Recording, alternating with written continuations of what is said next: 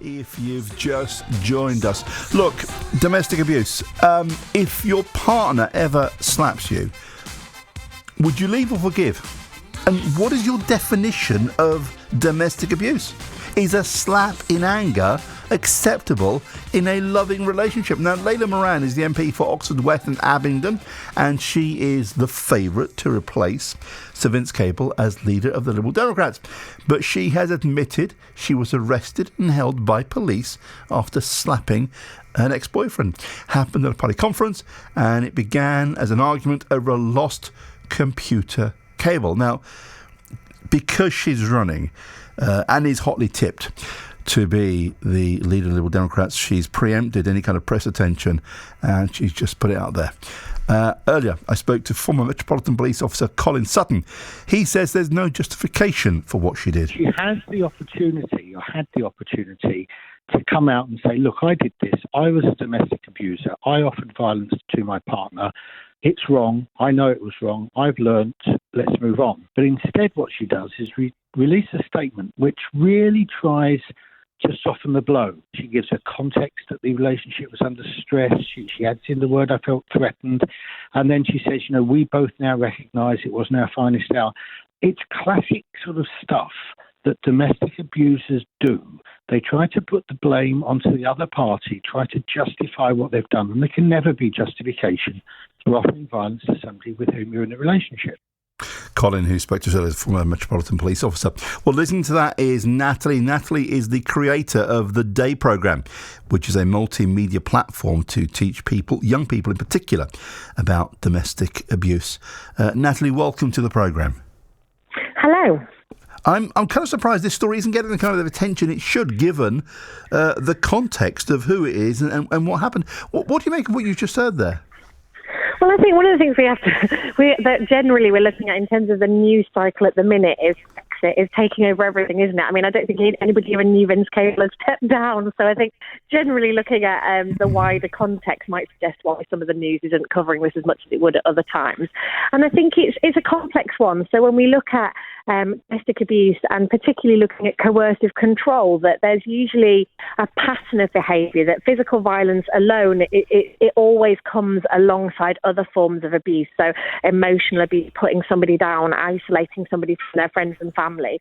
And we don't at this stage know whether that is part of this situation, and that's not something she's spoken about. And so I think we also have to acknowledge that, of course, women can be abusive as well as men. But if we look at the physical size difference between men and women, there is a legitimate case to say, well, somebody could feel threatened if they were female by somebody male and act out in a certain way. And the physical harm that somebody can do to another person will be different. But absolutely, the police officer was on before, that there is issues with her statement in that there's this kind of assumption that it's a relationship issue, the way that she's describing it.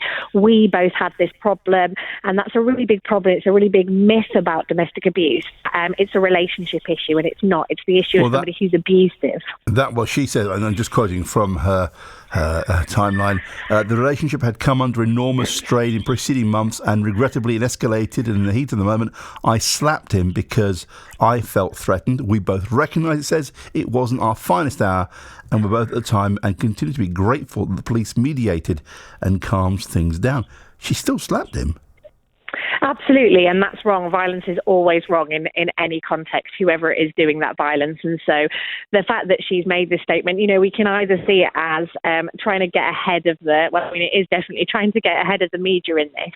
And I think the reality is that all PR statements are trying to do that, and that is problematic, and taking more responsibility and saying, I did this wrong rather than we did this wrong would have been helpful.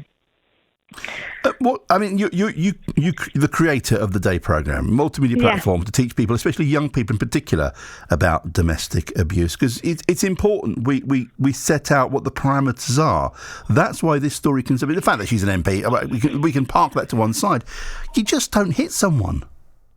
Absolutely. I think that the important thing also, though, in terms of all the work that I do, is that physical violence is one part of the abusive spectrum of behaviour. And actually, the bits that are often much more damaging in the long term are the undermining of somebody, the devaluing of somebody, the isolating someone from their friends and family, controlling their access to technology, making them feel like they can't be a good parent, all of those sorts of things. And so when we kind of focus primarily or only on the physical violence, we are missing the bigger picture. And it's that picture that often when somebody is being abused, they don't even recognise that it's abuse because somebody hasn't been physically violent to them. Yeah, because there are lots of different forms, and there are lots of coercive ways and psychological ways of gaslighting and abusing someone. But when it comes to physicality, that's pretty clear, isn't it? Absolutely, it is clear. And I think we also have to look at the data that suggests that whoever calls the police, women are more likely to get arrested, even though they're the ones who are most likely to be abused. And that's because in order to defend themselves, because they're smaller and physically less able to defend themselves on an equal footing, they'll often kind of pick up an object to protect themselves. And so when the police arrive, they go, oh, this person's used a weapon. And so they arrest the woman, even though actually the aggressor and the person who's perpetrating this is the male. And so looking at kind of how physical violence, looking at how somebody might be trying to protect themselves is part of looking at what's going on with physical violence. So actually somebody could be, and we look at the Sally Challen case that came up recently where she's been allowed a retrial as a result of killing her husband. And when you look at the backstory of how abused she was in that situation, in the majority of cases when women are violent towards their partners, it's after a prolonged period of very, very significant coercive control and other forms of abuse. Natalie, thank you. Wish you well. We'll talk again soon. I hope Natalie, the creator of the Day programme, which is a multimedia platform to teach young people in particular about domestic abuse. We did approach Layla Moran this afternoon. We approached her for an interview. We were told Layla won't be commenting further on this. In a statement, a Liberal Democrat spokesperson said, "We were aware of the personal nature of the statement issued by Layla with Richard's support and hope that their privacy is respected." Okay, let me tell you how it works. This is a woman who is hotly tipped to become the next leader of the Liberal Democrats. And we've got to examine what our politicians, what their backgrounds are, all of them, because when you shine a light sometimes, they need to come up clean, all of them, right? So she's preempted this press attention because she knew this was going to come out. So she's put this into the public arena because she wants to deflect it, and they're both to blame and they're very sorry. She hit her ex-boyfriend. What is your definition of domestic abuse? Because if she thinks this is going away, no, it isn't.